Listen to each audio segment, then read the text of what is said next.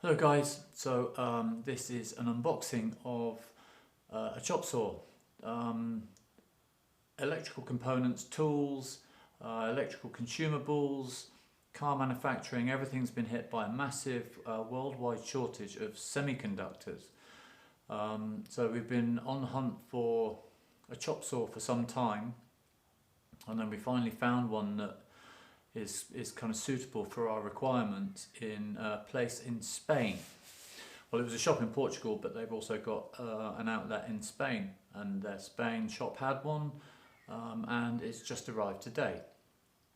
Now, it's a Bosch 18V chop saw, which kind of fits into our ethos. We can charge the batteries through a solar system, and obviously use less mains electricity. And obviously it's more portable. Now, I say it's more portable, however, on many of the reviews that I've watched, I always do my due diligence on tools, and on many of the reviews it said it's really heavy. So I'm like, come on guys, we're all builders, you know, we're all roughy tufty builders. How heavy can it be? I've got a Festool Kapex KS120 EQB, something like that, at home, and it's a heavy old saw. It's a beast, but it's nothing in comparison to this one. This is just insane, the struggle that I've had trying to get it here. So I'm definitely going to have to look into buying the stand which has wheels for portability. So anyway, let's get on with the unboxing. Okay.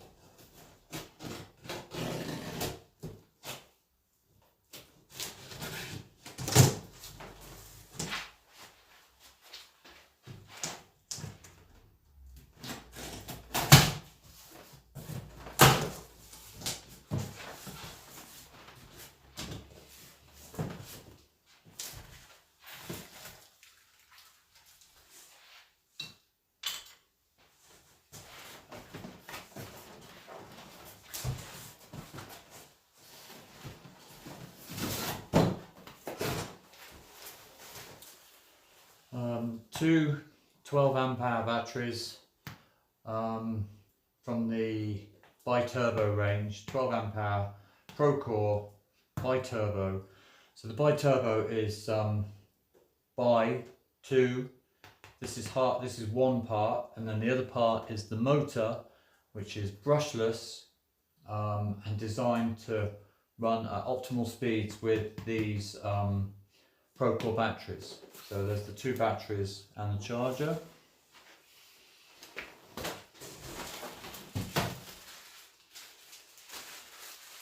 This is the quick clamp. Keep your stock in place when you're cutting.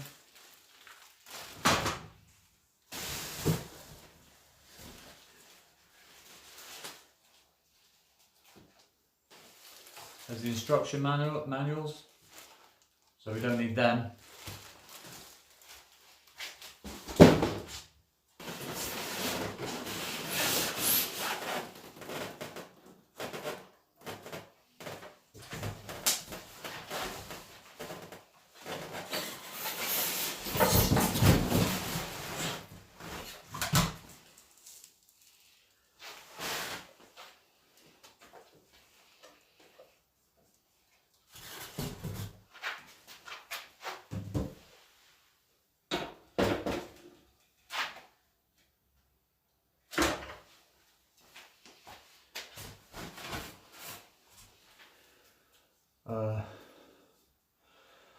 A dust bag, which would be about as useful as a chocolate teapot.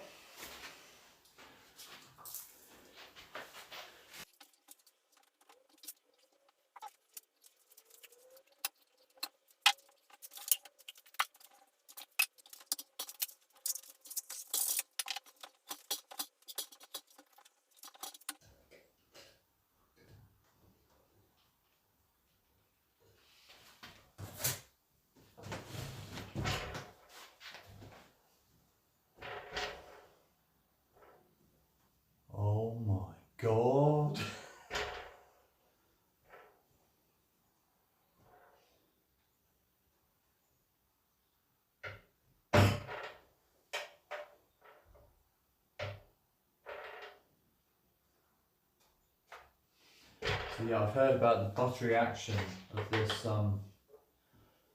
swing arm.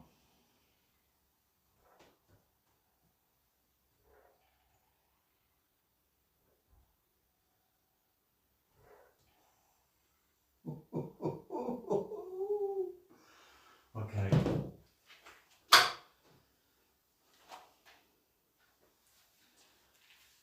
Just everything about this is absolutely beautiful.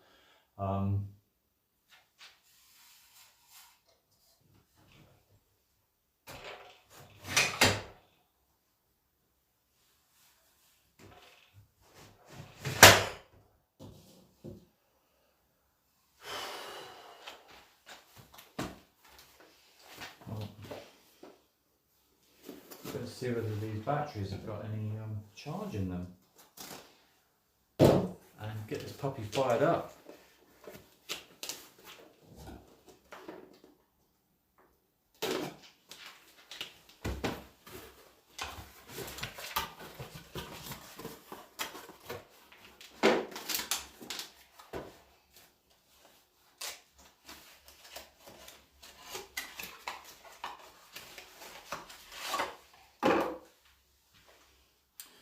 So this is the battery straight out of the box.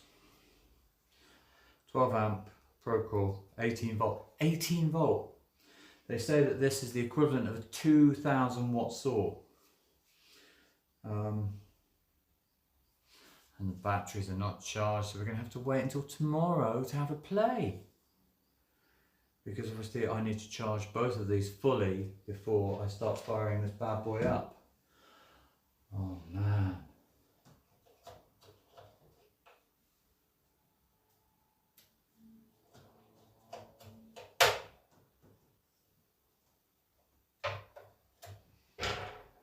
Like Christmas and birthdays all at once. Okay, so I'm just going to put one of these 12 amp hour bats onto charge and see how long it takes. I don't know whether I'm supposed to take out this tab. Let's see what happens. It's clicked in, fans are kicked on. Okay, let's start timing.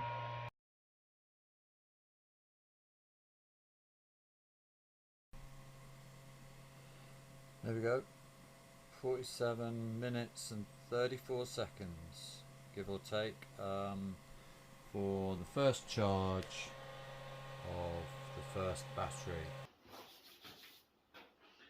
Hi guys, welcome back to the channel. So this is my unboxing and first thoughts and first impressions of the Bosch GMC 18V-305 GDC. Now 18 volt because it uses Pro Core 18 volt battery system which delivers 12 amp hours, and they say with this battery pack in this saw you get the equivalent of 2000 watts of power. It's the equivalent of a 2000 watt corded saw. Take that with a pinch of salt if you want, but it's something that we can test out. The 305 is the blade diameter. It's a 305mm blade, 12 inch. Now, I think I'm right in thinking that Bosch recently bought Freud blades, and they make the blades for this saw. So that's the saw. So I'll run through some of the specifications for you. It has a cutting capacity of 104 by 341 with a spacer. You can get a vertical cut of 120 by 200, a horizontal cut with a spacer of 45 by 400 millimeters,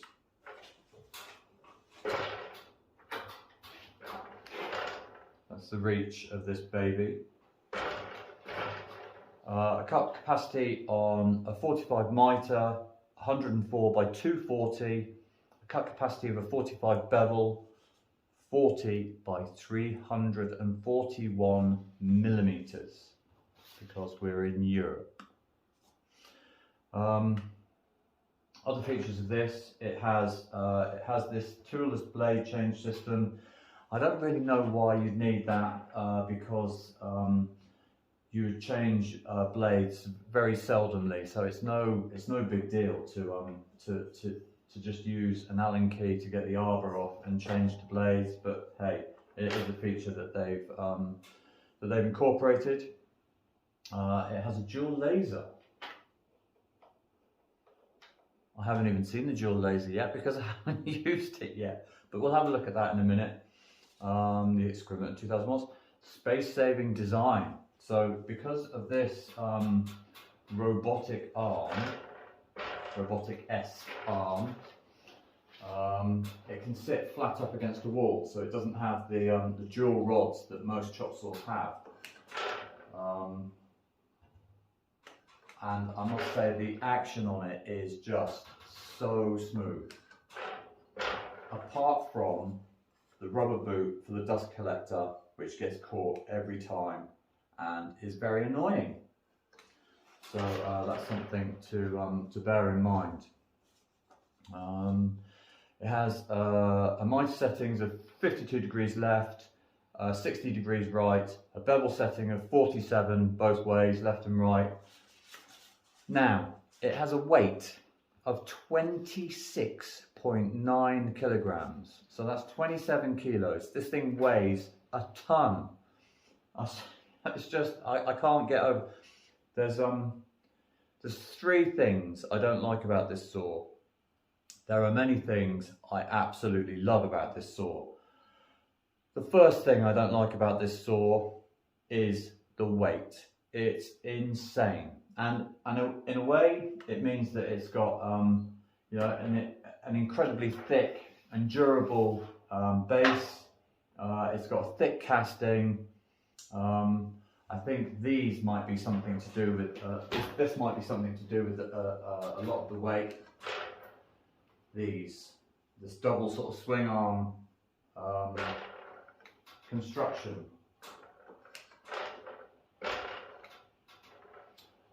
But yeah, that's the first thing I don't like about this saw. We'll get into the other two things later on. But let me just go through some of my first impressions. It really is something that's been very well thought out on the whole. Mostly, it's absolutely beautiful. So you have these slide out supports. There we go. Which on other saws, we all know they're extras on other saws. There we go. And then on the gravity rise stands that you can get from Bosch, then you have more supports. So if you cut in,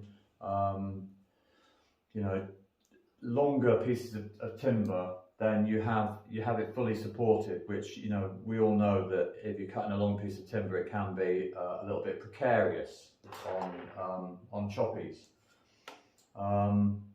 Another thing I really like about the build construction of this is the fence at the back, and these move so easily and then are so easily locked back in place for if you're doing mitres or bevels, so you can move them in and out really quickly, much easier than the Festool, I will say.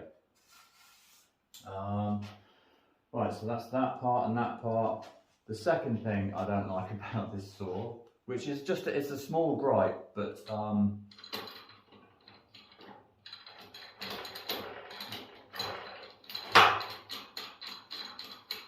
bear with me.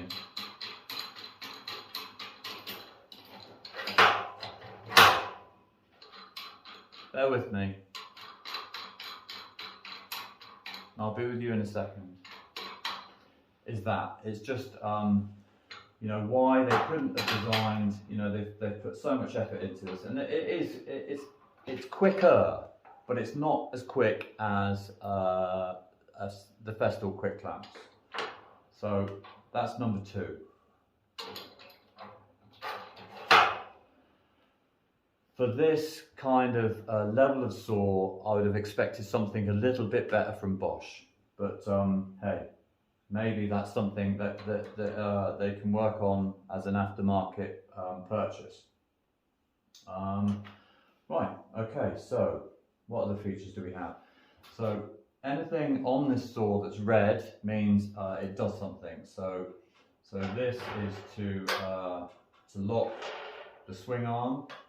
Just leave it here, and everything is very simple. It's well engineered, apart from the third thing, but we'll get to that. It's all really well engineered and really well made, and just very simple. Festool, if you're watching, you could learn something from these just really simplistic and easy operations. This here is a trenching function. So obviously there you can plunge the saw all the way down, and then if you move it to the side, it obviously stops it, and then you just set this very simply to the depth of your trench. It's really easy. It's foolproof, so even I can use it. There you go. We're back in the room. What have we got around this side? This side we have, can you see me over here? We have to lock that in place, just to really, I mean that's just your kind of standard thing. But again, I like it. And that is about that for that part. Now, I've heard that the extraction isn't great on this. This is one thing where I don't think the Kapex will ever get beaten. I've not used this. I haven't got my extractor here. It's back at home. But it does come with, it comes with a dust bag, but it's kind of, it doesn't look filtered, so the microparticles are just going to fly straight out the bag, and how much is actually going to land and stay in the bag, I think it's pretty much a chocolate teapot. But good effort, Bosch. Right, so let's have a look at the MITRE and bevel section and controls. Now bear with me because I'm kind of new to this. This comes to part 3 of, and this is a real concern of mine, Bosch. For your MITRE cut functions, you have this locking knob on the end, and you release that, and then you pull the trigger underneath, and you can move it to any angle that you need. What is it? So it's 52 left, 60 right. So that's fantastic, and it's got a, you know, it's really well engineered. It's got a lovely glide to it. Now the problem I have is you have indentations for certain angles, and to lock into them, you release this tab here, and then bang, it locks into place. That's on 0, and then you lock it down with a tightening knob. And the problem I have is underneath. The only thing that locks these in place is a little piece of plastic underneath. So here is the plastic pin that I was just describing, and obviously the increments where it will land, and I just have concerns that that is not going to last tremendously well. I think they've really missed a trick here, and Bosch what you should be looking at is replacing these with a metal one.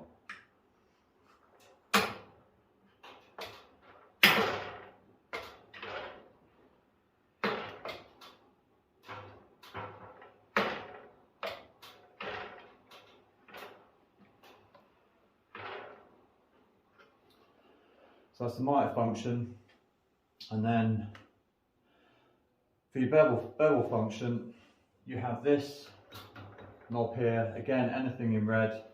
What I've sussed out is if you need to put your hand on this, because this is takes a bit of grunt to open it. There we go. And then you can swing. What have we got on the bevel? 47 both ways. Just to get you clear that way. So you've got 47 that way.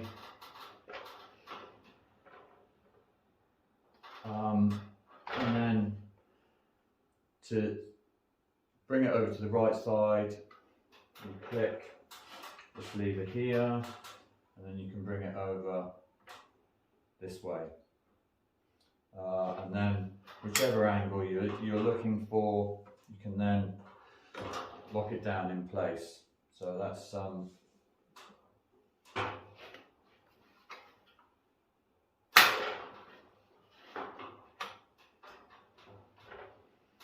we go, we're on 0, lock it back down. So there's enough sort of friction, I don't know what kind of holds it here, but wherever you move it, whatever angle, it kind of pretty much stays where it is.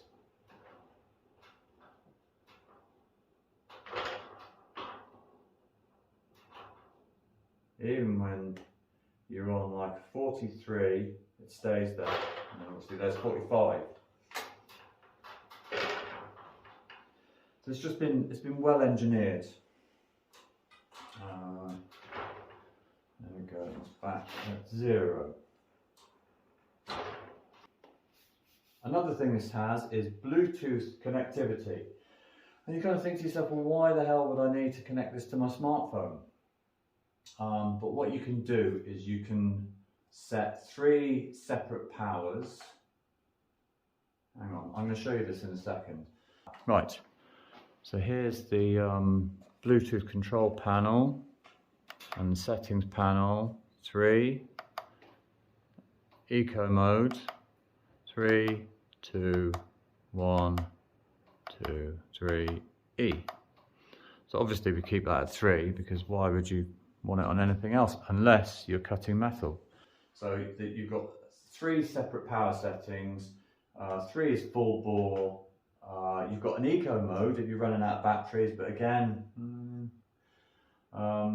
you know, it's like if your mobile phone runs out of batteries, you can put it in power saving mode. That's basically what eco mode is. Right, so should we fire this up and do some cuts? I think that might not be a bad idea. Now, I haven't got any timber on site. Literally, I've got no timber. I've got some kind of 3x2s, but they're not 3x2s because we're in Europe. But this is the first time I've cut with this saw.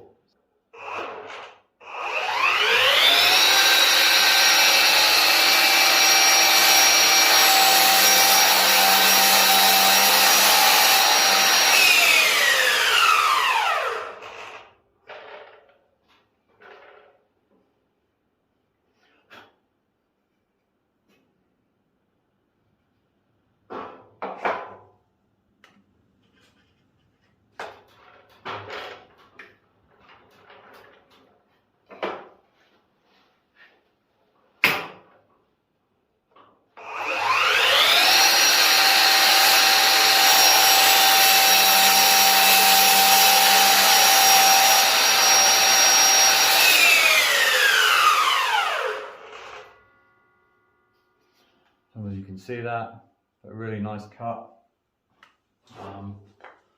I haven't got any engineered timber here to check the square, but I've heard that it's pretty good out the box.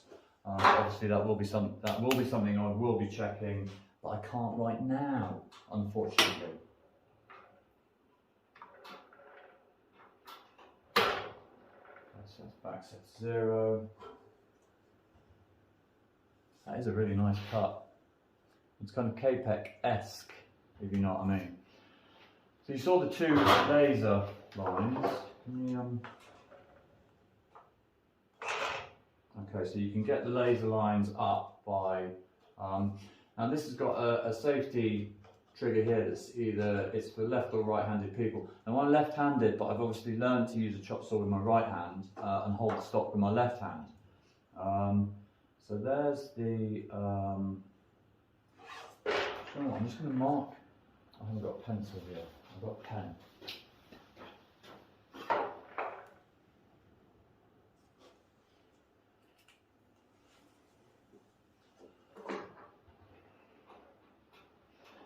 I'm curious as to the laser on the Kapex, it defines the kerf of the blade, so you know exactly where your cut is, whereas this just seems far too thick. So I'm going to see exactly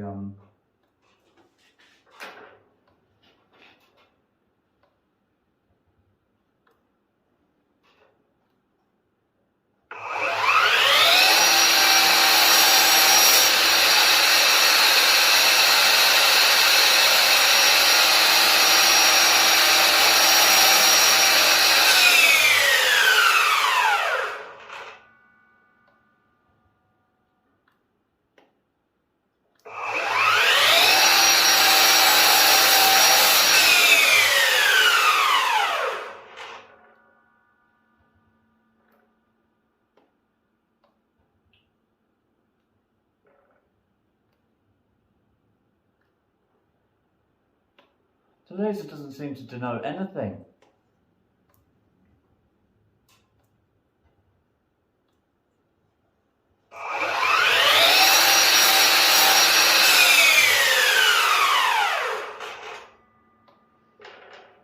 Look, I'll show you what I mean.